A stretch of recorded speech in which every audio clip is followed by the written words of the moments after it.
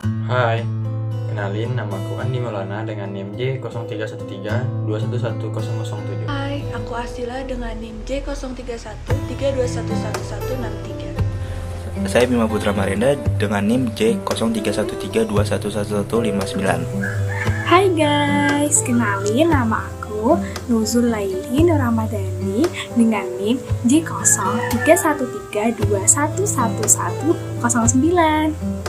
Hai, perkenalkan namaku Lutfia Khairani MS dengan NIM J0313211082. Halo, aku Realita Preliana Putri dengan NIM J013132111185. Lingkungan dan makhluk hidup merupakan kedua komponen yang tidak bisa dipisahkan.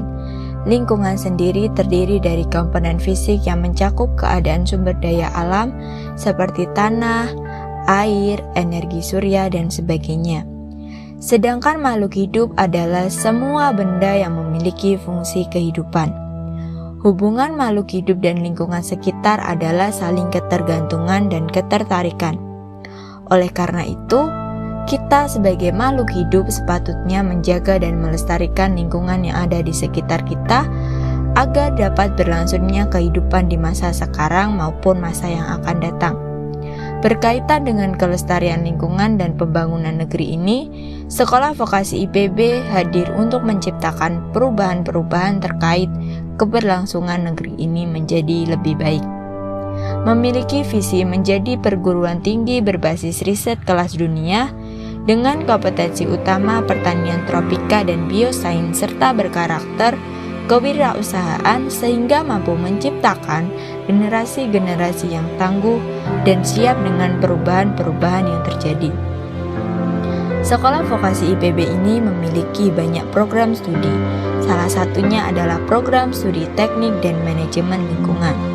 Program studi teknik dan manajemen lingkungan awalnya terbentuk dari program studi analisis lingkungan atau disingkat dengan ANLING dari program Diploma 3 yang dikelola oleh Fakultas Matematika dan Ilmu Pengetahuan Alam IPB.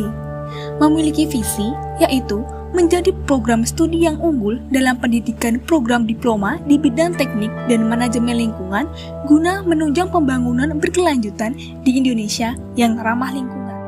Apa saja sih mata kuliah dan tugas yang khas dari jurusan teknik dan manajemen lingkungan? Buat teman-teman yang belum tahu, di semester 1 ada namanya mata kuliah ekologi, di semester 2 ada mikrobiologi dan kimia dasar lingkungan. Nah, di situ kita belajar tentang mikrobiologi dan cara pengolahan berdasarkan parameternya.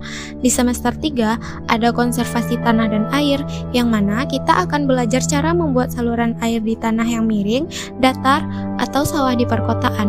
Terus ada juga klimatologi yang belajar tentang iklim dan faktor-faktor penentu terjadinya hujan. Semester 4 ada namanya gambar teknik sama konservasi.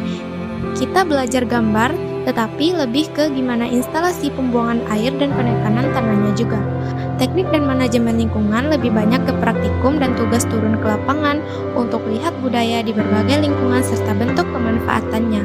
Jadi, seperti itulah kira-kira gambaran mata kuliah dan tugas yang khas dari teknik dan manajemen lingkungan. Program studi ini memiliki 3 konsentrasi atau kelompok kalian. Pertama, ekonomi lingkungan. Di dalam prodi teknik dan manajemen lingkungan terdapat pembelajaran ekonomi lingkungan bertujuan agar kita bisa mempelajari dan memanajemen suatu ekonomi di suatu lingkup lingkungan. Kedua, teknik itu gambar. Di dalam teknik lingkungan, kita mempelajari dan diajarkan untuk dapat mendesain suatu bentuk atau alat yang berfungsi membantu pekerjaan lebih mudah. Dan yang terakhir adalah pengelolaan K3. Di dalam prodi lingkungan, kita diajarkan untuk menggunakan selalu SOP kerja yang mana berfungsi untuk melindungi kita dari segala ancaman dari lingkungan dan juga untuk menjaga kesehatan kita. Prospek kerja teknik dan manajemen lingkungan. Teknik dan manajemen lingkungan adalah bidang ilmu yang mempelajari berbagai permasalahan lingkungan dan solusinya seperti konservasi sumber daya air, pengelolaan lingkungan, pengendalian pencemaran akibat limbah, dan lainnya. Dengan semakin populernya praktik Go Green, peluang kerja para lulusan teknik dan manajemen lingkungan pun semakin baik. Pabrik-pabrik pencemaran lingkungan pasti mendapatkan reputasi buruk. Seorang lulusan teknik lingkungan biasanya akan bekerja di industri-industri yang bergerak di bidang petrokimia, pertambangan, minyak, dan lain sebagainya. Beberapa contoh perusahaan yang kerap membutuhkan lulusan teknik dan manajemen lingkungan antara lain PT Pertamina, Krakatau Steel, PT Unilever, Total, Kimia Farma, Chevron Bio Farma, dan aneka tambang lainnya. Tentunya, lulusan jurusan ini bisa juga bekerja di sektor pemerintahan seperti lingkungan hidup dan pekerjaan umum. Dalam sekolah vokasi IPB, terdapat seleksi masuk melalui 3 jalur, yaitu 1. Jalur undangan, USMI, atau seleksi melalui nilai rapor tanpa tes tulis. Pada jalur ini, IPB mengundang sekolah setingkat SMA untuk mengirim siswa atau siswinya menjadi calon mahasiswa baru sekolah vokasi IPB, dan seleksi didasarkan pada prestasi akademik calon mahasiswa tanpa tes tertulis. 2. Jalur reguler, ujian tulis atau seleksi melalui tes tertulis. Pada jalur ini, calon mahasiswa melamar secara online di website IPB dan seleksi didasarkan pada hasil tes tertulis serta prestasi akademik calon mahasiswa. 3. Jalur beasiswa utusan daerah atau BUD. Pada jalur ini, IPB mengundang pemerintah daerah di seluruh Indonesia untuk mengirimkan calon mahasiswa sesuai dengan kebutuhan daerah.